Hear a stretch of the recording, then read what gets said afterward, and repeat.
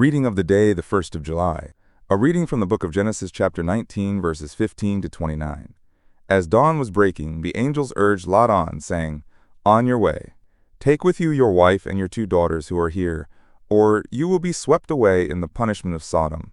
When he hesitated, the men, by the Lord's mercy, seized his hand and the hands of his wife and his 2 daughters, and led them to safety outside the city.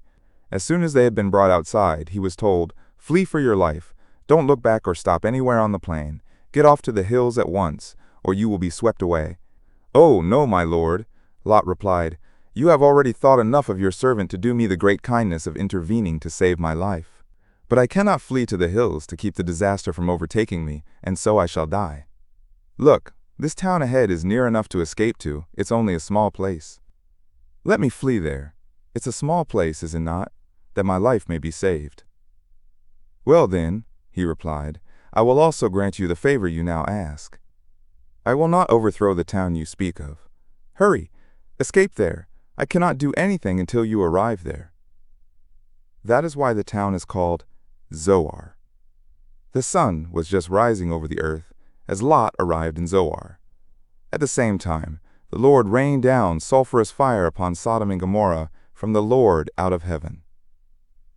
He overthrew those cities and the whole plain, together with the inhabitants of the cities and the produce of the soil.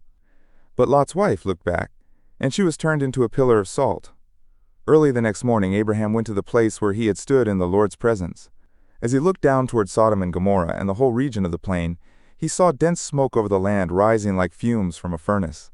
Thus it came to pass, when God destroyed the cities of the plain, he was mindful of Abraham by sending Lot away from the upheaval by which God overthrew the cities where Lot had been living.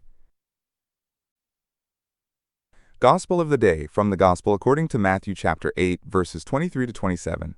As Jesus got into a boat, his disciples followed him.